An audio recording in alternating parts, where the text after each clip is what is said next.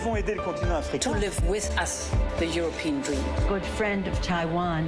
Europe 1, bonjour. Europe 1, il est 6h55. Dans 2 minutes, votre rendez-vous avec Dimitri Pavlenko. Mais d'abord, la revue de presse internationale. Nous sommes d'abord en Irlande. Bonjour Clémence Pénard. Bonjour. Vous êtes à Dublin pour Europe 1. Clémence, à la une de la presse irlandaise. Eh bien, 4 anciens soldats britanniques vont être poursuivis pour des fusillades en Irlande du Nord il y a plus de 50 ans, titre The Irish Times.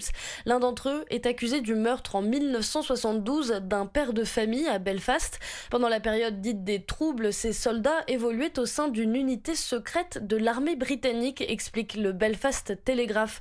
Or, en 2013, d'anciens membres ont déclaré dans un documentaire de la BBC qu'ils avaient pour mission de chasser les membres de l'IRA, l'armée républicaine irlandaise, et qu'ils avaient été impliqués dans le meurtre de civils non armés. Cette affaire ne sera pas affectée par la loi controversée sur l'héritage, entrée en vigueur l'année dernière au Royaume-Uni. Cette loi, qui accorde une forme d'immunité aux auteurs de crimes pendant les troubles, permet néanmoins à toutes les enquêtes en cours de se poursuivre jusqu'au mois de mai. On part maintenant en Italie avec vous, Antonino Gallofaro. Vous êtes à Rome pour Europe 1. Alors qu'avez-vous lu parmi les gros titres de la presse italienne ? La mort de l'ours M90, abattu sur ordre des autorités du Trentin. Sa faute, comme le rapporte l'agence de presse ANSA, avoir suivi un couple. Attention, suivi, pas poursuivi, précise le Corriere del Trentino.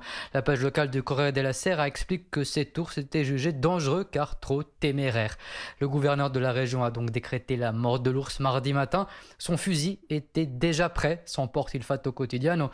Le média fait référence ici à la loi régionale présentée le mois dernier, abattre 8 ours tous les ans, une décision prise après la mort d'un jogger l'an dernier.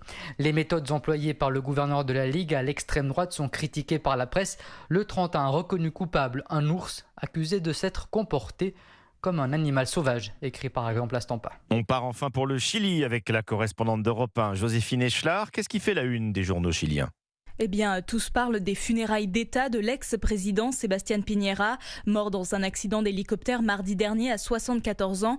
Pilote expérimenté, c'est lui qui était aux manettes lorsque l'engin s'est écrasé dans un lac du sud du pays, alors que les conditions météo étaient mauvaises, raconte la radio ADN. Selon le média The Clinic, 2 de ses amis lui auraient même déconseillé de faire voler l'hélicoptère. Sebastián Piñera, également homme d'affaires dont la fortune s'élève à plusieurs millions de dollars, a été le premier président de droite à avoir été élu après le retour de la démocratie, écrit El País.